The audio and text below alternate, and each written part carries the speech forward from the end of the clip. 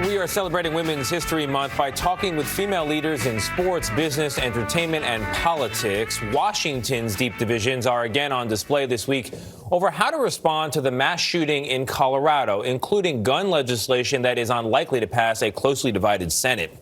But in the face of seemingly insurmountable disagreements, two female senators are determined to find common ground on at least some issues.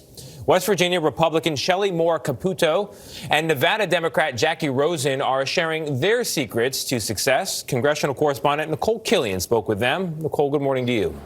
Hey, good morning to you, Tony. As you know, here on Capitol Hill, bipartisanship is often hard to come by, particularly in today's political climate. But Senators Capito and Rosen are trying to lead by example. Both have been ranked as some of the most bipartisan members in the Senate, and they say the key to their relationship is finding common ground.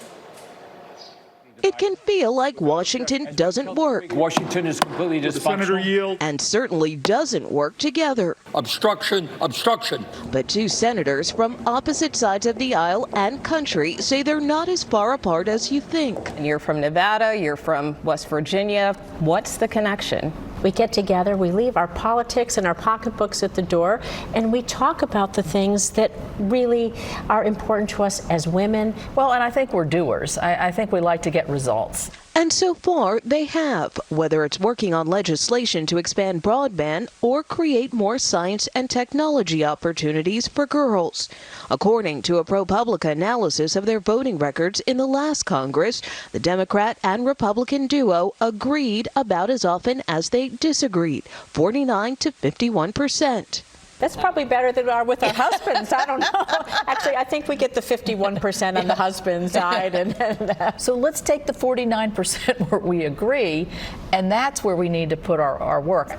I would say we sort of avoid the really high intensity disagreements that we know we're always going to have. We don't have to be disagreeable when we disagree. We can focus on the things we agree on. That's why people send us here. That's what they expect from their leadership.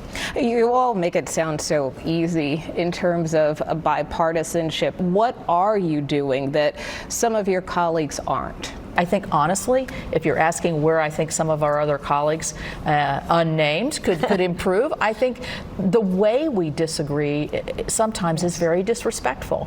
Bipartisan effort. Years ago, retired Maryland Senator Barbara Mikulski started the tradition of organizing bipartisan dinners just for Senate women, and they've kept them going. I'd love to see the whole Senate do some rotating dinners where you had to sit at tables with people that you didn't talk to, hear about their families. And that's the way you build bridges to getting things done. But the pandemic has taken those dinners off the table. Everything's pretty much virtual. We haven't had a virtual dinner, though. Maybe we ought to try that. COVID isn't the only challenge that's had a profound impact. So did January 6th. We saw the rioters climbing up the Capitol wall, and we barricaded in our offices. I was actually on the floor. The sentinel moment to me was, I said, they're taking the vice president out of here.